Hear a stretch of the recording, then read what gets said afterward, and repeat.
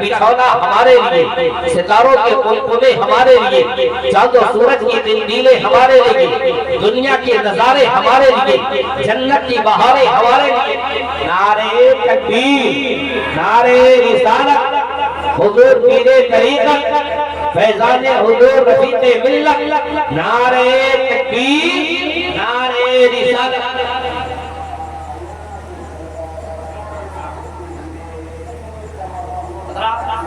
بیٹھئے، بیٹھ جائیے۔ الحمدللہ ثم الحمدللہ۔ حضرات، ہم اور آپ اس عظیم مقدس شخصیت کے محتاج تھی، مشتاق تھی۔ وہ ذات گرامی ممبر شریف میں جلوہ بار ہے۔ آپ اپنی نگاہوں سے ان کی روح نورانی چہرے کی زیارت فرمائے اور ساتھ ہی فیضان نقشبندیہ سے مالا مال ہو۔ الحمدللہ حضور پیر طریقت مکمل نقشبندی فیضان لے کر آپ کے سامنے حاضر ہیں، جنہیں جتنا لوٹنے کی خواہش ہے اپنے دامن کو پھیلائیں اور فیضان نقشبندیہ سے اپنے دامن کو مالا مال کرتے چلے جائیں۔ ذرا ایک مرتبہ حضور پیر طریقت کے نام پہ بلند آواز سے بولیے سبحان اللہ، ماشاءاللہ۔ آپ ممبر شریف پر دیکھ رہے ہیں گلے گلزارے نقشبندیت کہ فیضیاب اور ان کے سلسلے سے وابستہ جناب علی رضا نظمی صاحب تشریف فرما ہے۔ ساتھ ہی بلبل باغ مدینہ حضرت محمد علی شاہ مظفر پوری صاحب بھی تشریف فرما ہے۔ انشاءاللہ تبارک و تعالی میرے بعد آپ ان کی نعت پاک بھی سماعت کریں گے۔ ساتھ ہی خطیب اہل سنت ماہی میں وید و قرآن حضرت اعظم رضا چترویدی صاحب بھی تشریف فرما ہے۔ میں ان سے پہلے اس لیے آ گیا ہوں کہ میرے ساتھ کچھ مجبوریاں ہیں اور اصل وقت ملتا تھا، انہیں بولنا چاہیے تھا اس وقت میں، ہم لوگوں کو تو بعد میں بولنا تھا، مگر میں نے ان سے کہا کہ حضرت مجھے پہلے بولنے دیجئے کیوں کہیں کہ مجھے جانا بھی ہے، پریشانیاں ہیں، اس لیے معذرت کے ساتھ میں پہلے حاضر ہوں۔ اور یہ بھی میں کہہ رہا ہوں کہ میں زیادہ وقت نہیں لوں گا، زیادہ وقت مولانا اعظم فریدی صاحب کے لیے دیا جائے گا، ان کی تقریر ہوگی، انشاءاللہ آپ سماعت کریں گے۔ ایک مرتبہ بلند آواز سے درود شریف پڑھیے، اللہم صلی علی سیدنا مولانا محمد علی مادر جود والکرم بارک وسلم، صلاۃ و سلام علیک یا رسول اللہ صلی اللہ تعالی علیہ وسلم۔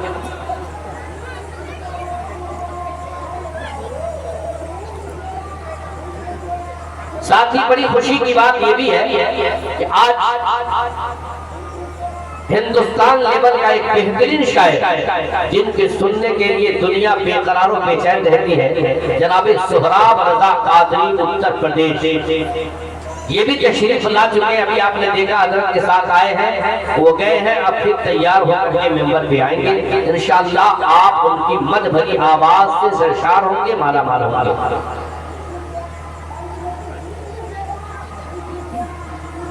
ساتھ ہی ایک خطاب اور بھی ہمیں سماعت کرنے ہیں۔ الحمدللہ خطیب اعظم ہندوستان حضرت علامہ مفتی غلام حسین ثقافی صاحب نائب قاضی شرع ادارے شریعہ پٹنہ بہار، وہ بھی تشریف فرما ہے، انشاءاللہ ان کے بھی خطاب ہمیں سماعت کرنے ہیں اور ایک بہترین گفتگو فصاحت و بلاغت سے ڈوبے ہوئے خطاب ہمارے سامنے ہوں گے، انشاءاللہ تبارک و تعالی ہم اور آپ سماعت کریں گے۔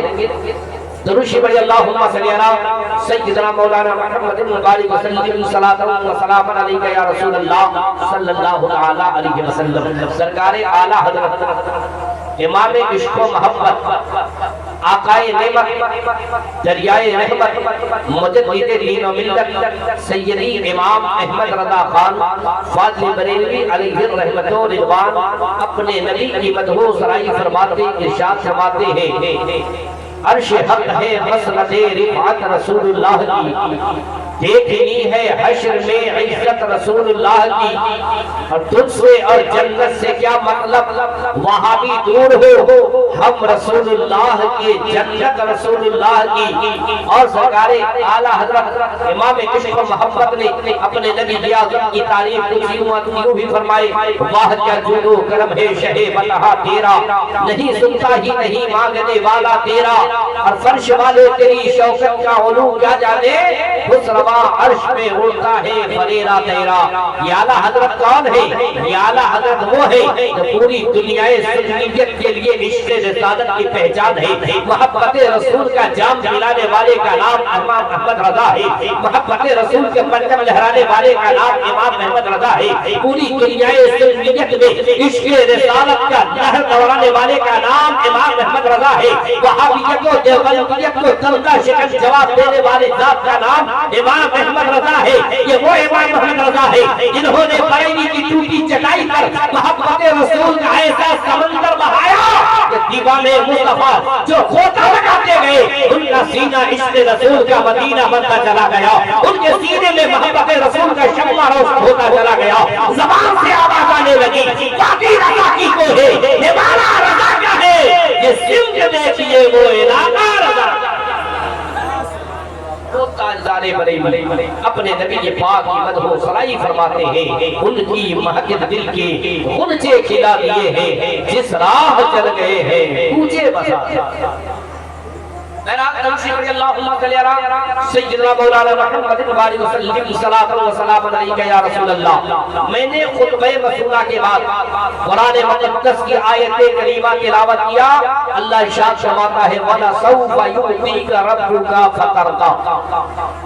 اے محبوب ہم قریب آپ کو اتنا دیں گے. کون کہتا ہے؟ رب فرماتا ہے. اللہ تبارک و تعالیٰ کہتا ہے اے محبوب قریب آپ کو اتنا دیں گے کہ آپ راضی ہو جائیں گے. کہیے سبحان اللہ. میری تقریر کا موضوع ہے آج رضائے الہی حاصل کرنا, خدا کی رضا تلاش کرنا, خدا کی خوشنودی تلاش کرنا. آج حضرت ولایت شاہ نقشبندی علیہ رحمت و رضوان کے جلسے میں آنے والوں ان سے بات میں آنے والوں آپ بھی اپنے دل کے اندر ارادے اور مقصد رکھو کہ جب میں فیضان اولیاء کانفرنس میں چلوں گا تو میرے چلنے کا مقصد خدا کی رضا حاصل کرنا ہوگا. جلسہ پاک میں بیٹھوں گا, بیٹھنے کا مقصد خدا کی رضا حاصل کرنا ہوگا.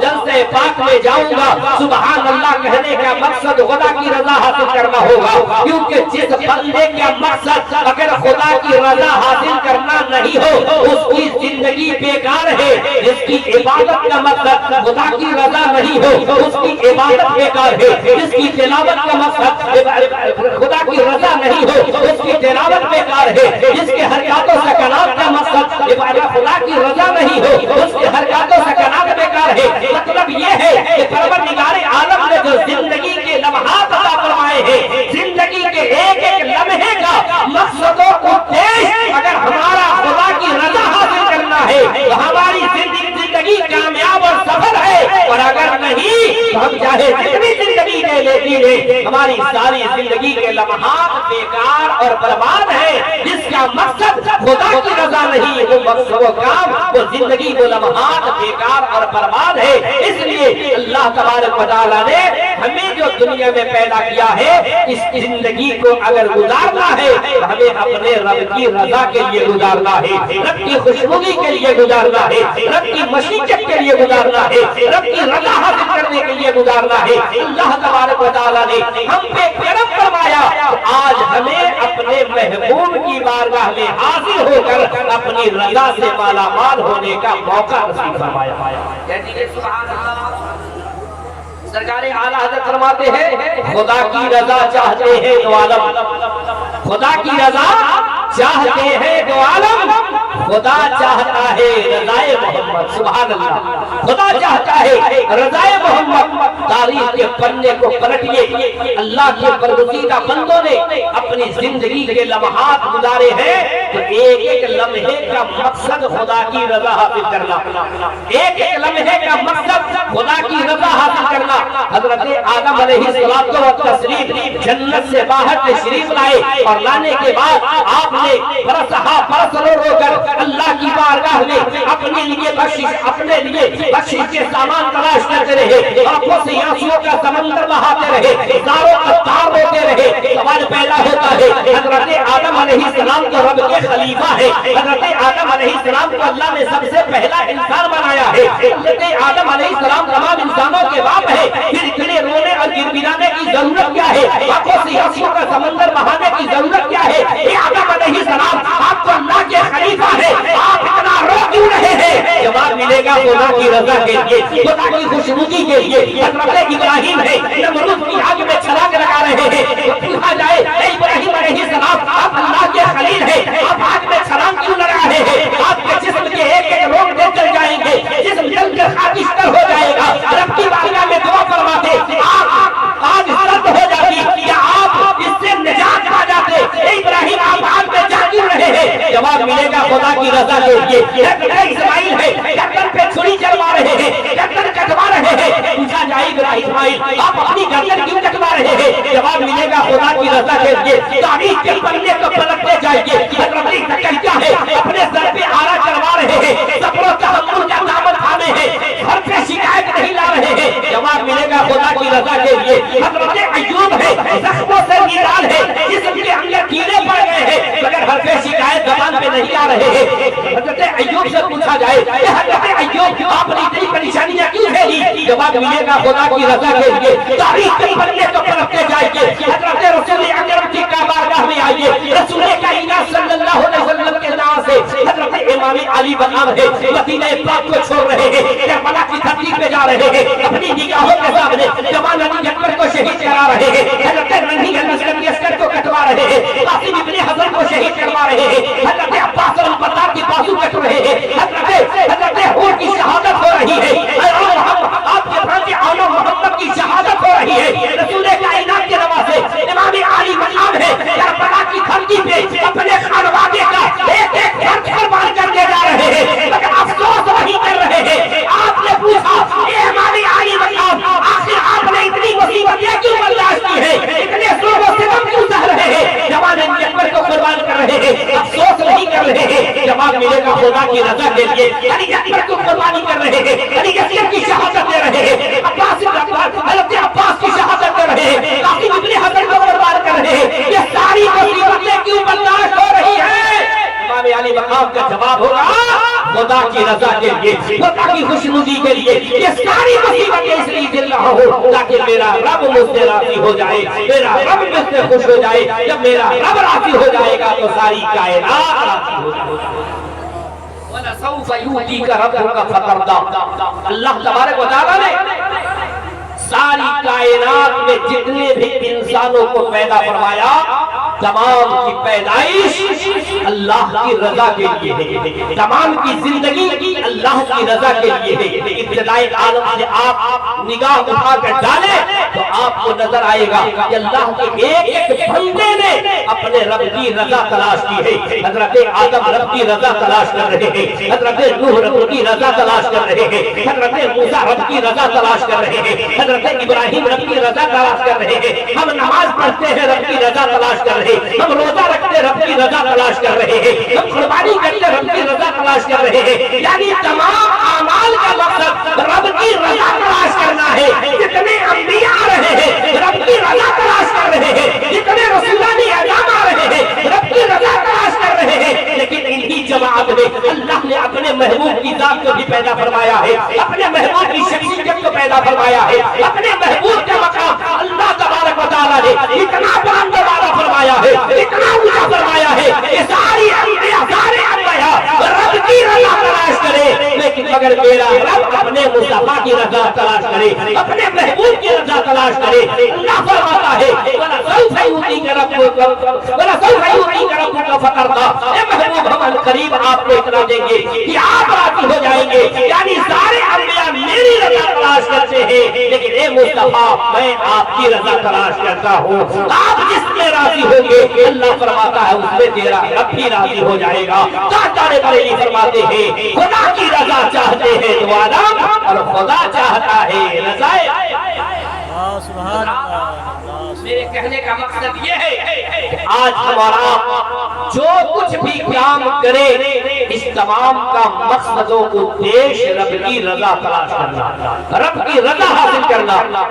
صحابہ کرام کی تاریخ کو پلٹیے، حضرت بلال حبشی ہے، آقا مدنی کے شہید غلام ہے، مصطفیٰ جان رحمت کا کلمہ شریف جب آپ نے پڑھا، کلمہ طیبہ لا الہ الا اللہ محمد رسول اللہ پڑھ کر جب بلال حبشی مصطفیٰ جان رحمت کے قدم ناز پاک پہ نثار ہونے لگے، تو آپ کا آقا جو کافر و مشرک تھا آپ کے ظلم و ستم کے پہاڑ توڑنا شروع کیا، آپ کو اتنے تکلیفیں دینی شروع کی کہ آپ کو چٹائیوں میں لپیٹ کر دھونے دیے جاتے تھے، آپ کو ریتیلے میدان پر سونا دیا جاتا تھا اور گرم گرم ریت پر سونا کر آپ کے سینے پہ وزنی پتھر رکھ دیا جاتا تھا۔ کیوں؟ اس لیے کہ بلال مصطفیٰ کی محبت کو سینے سے نکال دے، مصطفیٰ جان رحمت کا کلمہ پڑھنا چھوڑ دے، مصطفیٰ کی غلامی کا پٹا اپنی گردن سے نکال دے۔ آپ کا آقا کہتا اے بلال اپنے سینے سے نبی کی محبت نکال دے، ہم تجھے مالا مال کر دیں گے۔ اے بلال اپنی گردن سے مصطفیٰ کی غلامی کا پٹا نکال دے، ہم تجھے مالا مال کر دیں گے۔ اے بلال تو اپنے سینے سے نبی پاک کی محبت کا جام نکال کر باہر کر دے، محبت رسول کا چراغ بجھا دے، نبی کا کلمہ پڑھنا چھوڑ دے، ہم تجھے مالا مال فرما دیں گے۔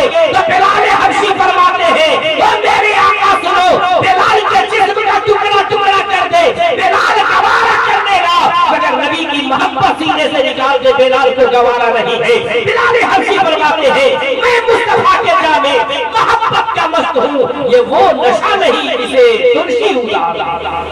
بلال سے پوچھو اے بلال اتنی مصیبتیں آپ کیوں جھیل رہے ہیں؟ اے بلال آپ نے کیوں نہیں اقرار کر لیا کہ ہم اپنے نبی کی محبت چھوڑتے ہیں، ہمیں مال چاہیے، کیوں نہیں مال لے کر کے آپ ہی مالا مال ہو گئے؟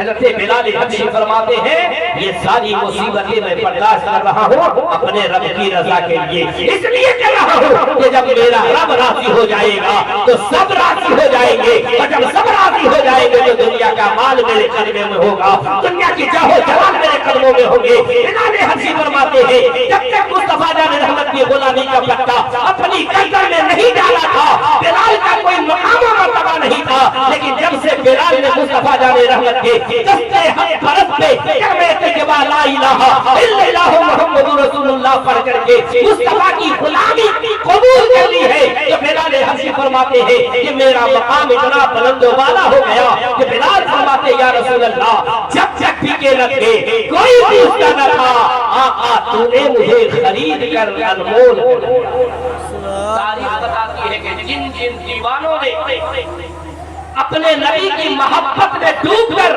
خدا کی رضا تلاش کی اللہ نے ان کا مقام اوج ثریا سے بلند و بالا فرمایا۔ حضرت ابو بکر صدیق جو یار غار ہے، جب آپ غار کے اندر تشریف لے گئے میرے نبی کے پاک کو محفوظ رکھنے کے لیے، اپنے رب کی رضا حاصل کرنے کے لیے آپ نے انگوٹھے کو سوراخ پہ ڈالے اور زہریلے سانپ نے آپ کے پاؤں میں ڈنک مارا، زہر سے بلبلا اٹھے، لیکن پھر بھی حضرت ابو بکر نے انگوٹھے کو سوراخ سے نہیں ہٹایا۔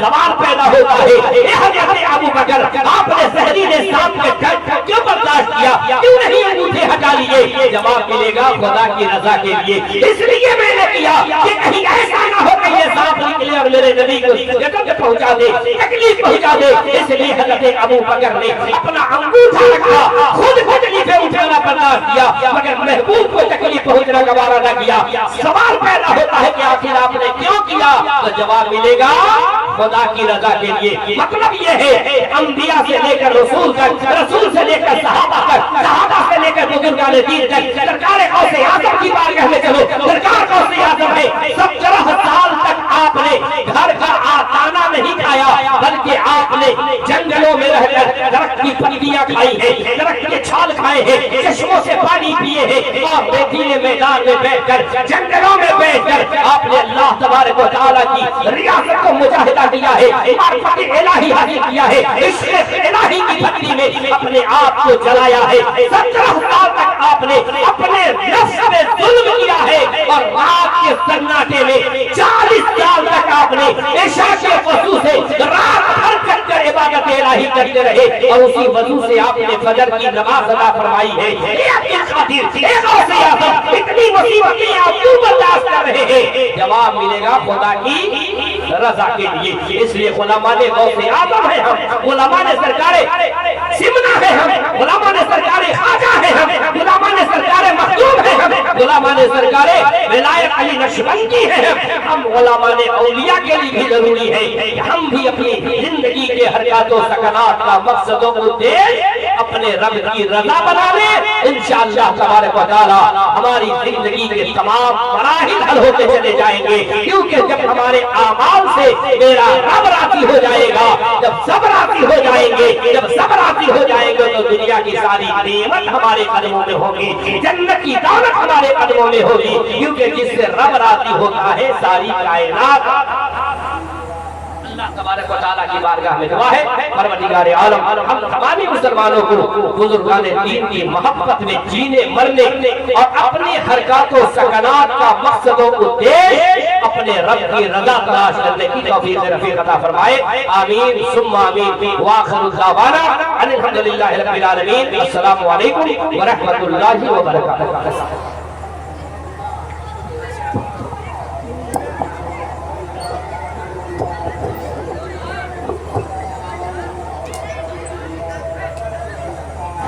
واہ سبحان اللہ، ماشاءاللہ، واللہ رے